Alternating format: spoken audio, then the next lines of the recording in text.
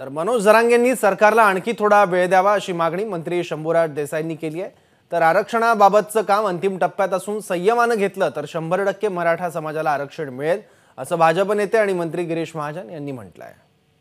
सरकार व्यवस्थित खबरदारी सगळी घेऊन पावलं टाकताय।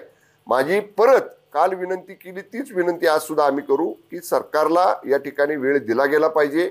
जरांगे पाटील साहेबांनी सामंजस्याची भूमिका घेतली पाहिजे आणि मुंबईमध्ये एवढ्या मोठ्या संख्येने यात्रा काढून मुंबईमध्ये जाऊन मुंबईतल्या लोकांची गैरसोय होणार आहे आणि येणाऱ्या लोकांची गैरसोय होणार आहे। कारण मिनिटावर चालणारी मुंबई आहे, तिथल्या लोकांचं दैनंदिन जीवन रोजच्या रोज कामावरती आहे। त्यांची गैरसोय कशासाठी करायची? केव्हाही त्यांच्याबरोबर चर्चेची सरकार म्हणून आमची तयारी आहे। त्यांचे काय गैरसमज असतील तर जरूर आम्ही ते गैरसमज सुद्धा दूर करू।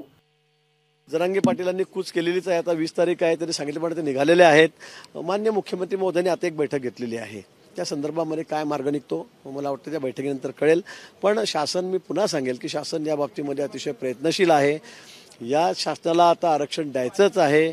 कायदेशीर आपल्याला तुम्हाला माहिती आहे सुप्रीम कोर्टामध्ये या संदर्भामध्ये आता सुनावणी सुरू झालेली आहे आणि म्हणून वेळ निश्चित लागतोय। पण ते टिकणारं आरक्षण द्यायचं असेल तर मला असं वाटतं ते कायद्यानेच मंजूर करावं लागेल, कायद्यानेच घ्यावं लागेल। 100% मराठा समाजाला आपल्याला आरक्षण या ठिकाणी द्यायचं आहे।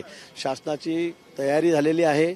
आम्ही सर्व दृष्टीने अगदी सुप्रीम कोर्ट असेल, बॅकवर्ड कमिशन याच्या माध्यमातून प्रयत्न करतो आहोत। टिकणारं आरक्षण जर असेल अगदी कायमस्वरूपी, थोडी सबुरी ठेवून मला वाटतं जरांगे पाटलांनी एकदम मोर्चा घेऊनच इकडे येऊ नये अजून आमची त्यांना विनंती आहे। एबीपी माझा, उघडा डोळे बघा नीट।